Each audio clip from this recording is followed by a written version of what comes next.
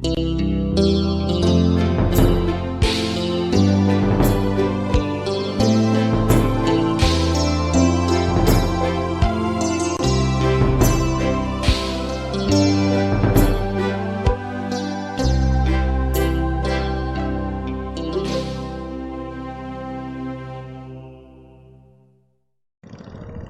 semua, bersama dengan Pendeta Boido dari GPIB Pospelkes Solafide Pulau Lingka. Saat ini saya akan menuju ke Pulau Bertam yang ada di belakang saya untuk mengambil dan juga melihat proses keramba ikan kerapu kami yang ada di sana. Nah, ikuti perjalanan kami dan liputan kami dari Pospelkes Solafide Pulau Lingka.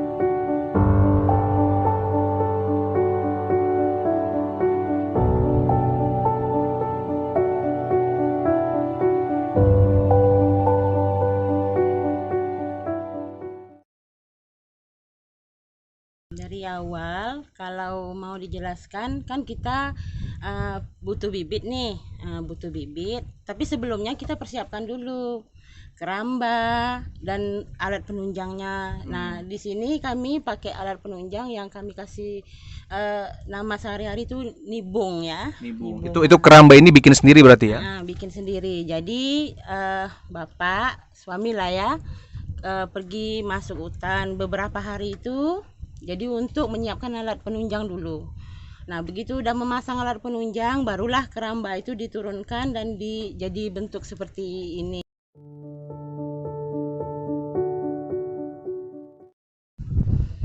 Kalau tantangan kesulitan nggak begitu banyak, cuman kita menghindari itu tadi dari kotor keramba dan limbah. Nah, itu kadang efeknya itu ikannya bisa lemas, bisa sakit atau bahkan mati ya kan. Nah, yang keduanya itu makannya. Nah, makannya jadi biasanya kita ngasih itu kalau masih kecil itu 1 hari sekali. Nah, kalau dia udah beranjak besar itu mau 1 hari 3 kali.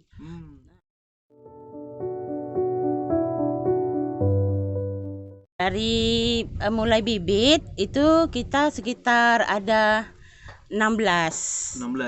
Totalnya kemarin waktu beli 200 ya? 200. Jadi baru aja kita konfirmasi terus sama PEG, ngasih tahu lapor terus ke PEG bilang ada yang mati. Jadi satu demi satu ada 2, ada ternyata terhitung di catatan semuanya 16. Nah, setelah besar ini nggak tahu itu mungkin karena dia mati lapar atau ada kuman penyakit juga.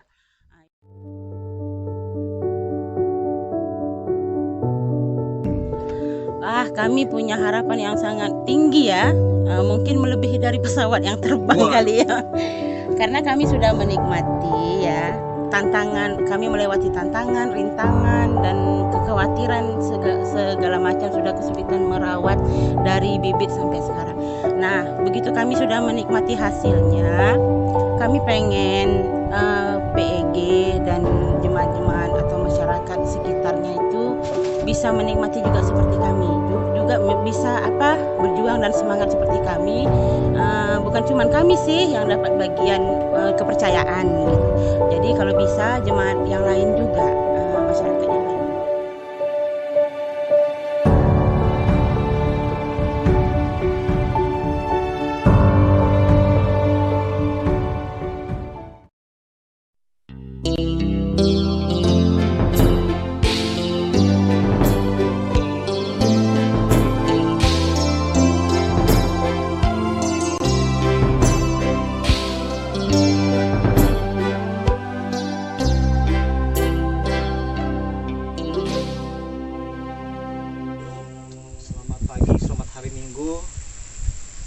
Bagi Bapak Ibu saudara-saudari sekalian di mana saja, kembali kita berada dalam acara Morning Call GPIB bersama saya Yoel Rompengan, pendeta jemaat GPIB Shalom Sungai Panjang, secara khusus melayani pos pelayanan dan kesaksian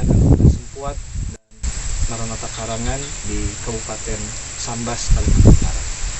Kita akan merenungkan firman Tuhan di pagi hari ini, dan sebelumnya mari kita bersatu dalam doa.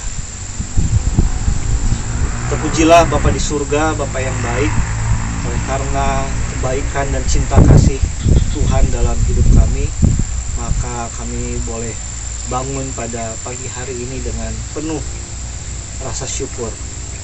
Dan biarlah kehidupan kami Tuhan pelihara, dan di dalam kuasa firman Engkau senantiasa memelihara hidup kami. Berikan kepada kami kuasa Roh Kudus, agar kami dimampukan untuk memahami dan memelihara firman Tuhan yang kudus. Dalam Kristus Yesus, Sang Firman, kami berdoa. Amin. Mari kita membaca firman Tuhan di pagi hari ini yang diambil dari 1 Yohanes pasal 2 ayat 7 sampai 17 berdasarkan Sabda Bina Umat. Surat Yohanes yang pertama, pasalnya yang kedua, ayat 7 sampai 17. Demikian firman Tuhan. Perintah yang baru. Saudara-saudara yang kekasih, bukan perintah baru yang kutuliskan kepada kamu, melainkan perintah lama yang telah ada padamu dari mulanya. Perintah lama itu ialah firman yang telah kamu dengar. Namun perintah baru juga kutuliskan kepada kamu, telah ternyata benar di dalam Dia dan di dalam kamu. Sebab kegelapan sedang lenyap dan terang yang benar telah bercahaya. Barang siapa berkata bahwa ia berada di dalam terang, tetapi ia membenci saudaranya, ia berada di dalam kegelapan sampai sekarang. Barang siapa mengasihi saudaranya, ia tetap berada di dalam terang, dan di dalam dia tidak ada penyesatan. Tetapi barang siapa membenci saudaranya, ia berada di dalam kegelapan, dan hidup di dalam kegelapan. Ia tidak tahu kemana ia pergi, karena kegelapan itu telah membutakan matanya. Aku menulis kepada kamu, hai anak-anak, sebab dosamu telah diampuni oleh karena namanya. Aku menulis kepada kamu, hai bapak-bapak, karena kamu telah mengenal Dia yang ada dari mulanya. Aku menulis kepada kamu, hai orang-orang muda, karena kamu telah mengalahkan yang jahat. Aku menulis kepada kamu, hai anak-anak, karena kamu mengenal Bapa. Aku menulis kepada kamu, hai bapak-bapak, karena kamu mengenal Dia yang ada dari mulanya. Aku menulis kepada kamu, hai orang-orang muda, karena kamu kuat dan firman Allah diam di dalam kamu, dan kamu telah mengalahkan yang jahat. Janganlah kamu mengasihi dunia dan apa yang ada di dalamnya. Jikalau orang mengasihi dunia, maka kasih akan Bapa tidak ada dalam orang itu. Sebab semua yang ada di dalam dunia, yaitu keinginan daging dan keinginan mata, serta keangkuhan hidup, bukanlah berasal dari Bapa, melainkan dari dunia. Dan dunia ini sedang lenyap dengan keinginannya. Tetapi orang yang melakukan kehendak Allah tetap hidup selama-lamanya. Demikianlah firman Tuhan. Bapak, Ibu, saudara-saudari yang dikasihi Tuhan, ada syair, nyanyian teze yang berkata, dalam cinta kasih yang murni, Tuhan hadir. Dan itu juga sesuai dengan apa yang dinyatakan di dalam surat Yohanes yang pertama ini. Misalnya pada pasal yang keempat, ayat yang ke-7 dan seterusnya, dinyatakan bahwa Allah adalah kasih. Dan bacaan kita pada pagi hari ini juga berbicara tentang mengasihi, bahwa saudara-saudara yang kekasih, bukan perintah baru yang kutuliskan kepada kamu, melainkan perintah lama yang telah ada padamu dari mulanya. Perintah lama itu ialah firman yang telah kamu dengar. Apa itu? Seperti juga yang dinyatakan di dalam perjanjian lama, dan kemudian diulang di dalam perjanjian baru, yaitu kasihilah Tuhan Allahmu dengan segenap hatimu, dan kemudian kasihilah sesamamu manusia. Yohanes dalam pasal yang ke-13 ayat 34 sampai 35 menyatakan kepada kita sekalian. Aku memberi perintah baru kepada kamu, yaitu supaya kamu saling mengasihi, sama seperti aku telah mengasihi kamu. Demikian pula kamu harus saling mengasihi. Dengan demikian semua orang akan tahu bahwa kamu adalah murid-muridku, yaitu jikalau kamu saling mengasihi. Jadi karena Allah adalah kasih, dan kemudian perintah yang lama di dalam perjanjian lama, yang kemudian jika itu disarikan juga adalah perintah untuk mengasihi, baik mengasihi Allah dan juga mengasihi sesama, maka perintah baru yang kemudian ditekankan oleh Yohanes adalah mengasihi di dalam Kristus. Hari ini tanggal 14 Februari adalah hari kasih sayang. Hari kasih sayang. Dan perayaan hari ini di berbagai tempat dirayakan dengan begitu romantik. Ada orang memberikan tanda kasihnya dengan bunga, dengan coklat, dengan makan bersama, dan sebagainya. Tapi cinta yang diberikan itu adalah cinta dalam bentuk duniawi. Tentang mengasihi, tentang mencintai, semua orang tahu. Bahkan sejak perjanjian lama pun itu sudah dituliskan. Bagaimana harus mengasihi Tuhan yang dibuktikan dengan ketaatan, bagaimana harus mengasihi sesama, dan tentang mengasihi pun dunia mengetahui hal itu. Hari ini di berbagai tempat orang-orang merayakannya. Dunia tahu tentang hal itu. Tetapi di dalam Kristus, mengasihi di dalam Kristus adalah sesuatu yang unik. Mengasihi di dalam Kristus adalah bagian dari kita menghayati, memahami bahwa kita adalah anak-anak terang.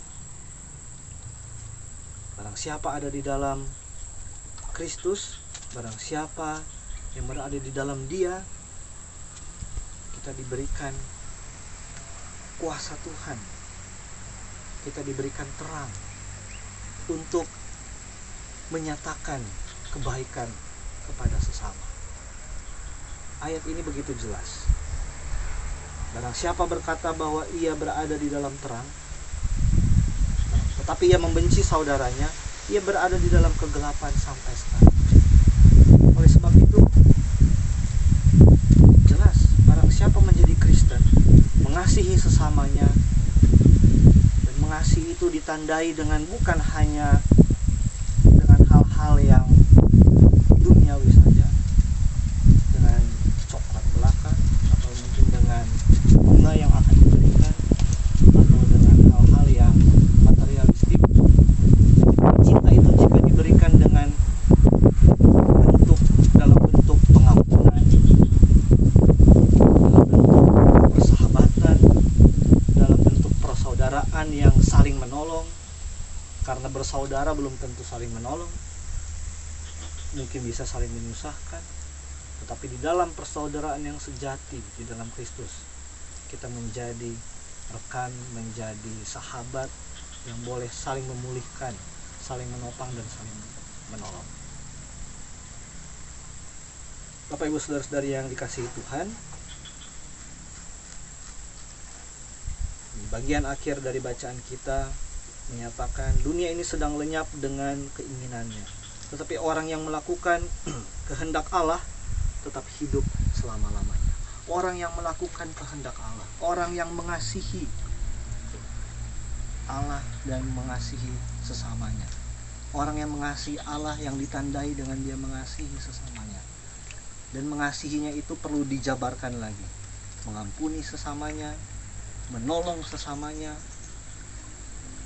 dan tetap mempertahankan kehidupan di tengah-tengah kondisi pandemi, atau dalam tanda petik di dunia yang sedang lenyap ini. Maka kepedulian kita kepada orang lain dengan protokol kesehatan, dengan menjaga jarak, dengan berani menahan diri untuk tidak berpergian jauh dan lain sebagainya. Dan bahkan keputusan untuk mengikuti program vaksinasi misalnya adalah bagian dari kita mencintai, menjaga kehidupan, mencintai Allah dan mendukung kehidupan. Sehingga yang terjadi adalah kehendak Allah tetap hidup untuk selama-lamanya.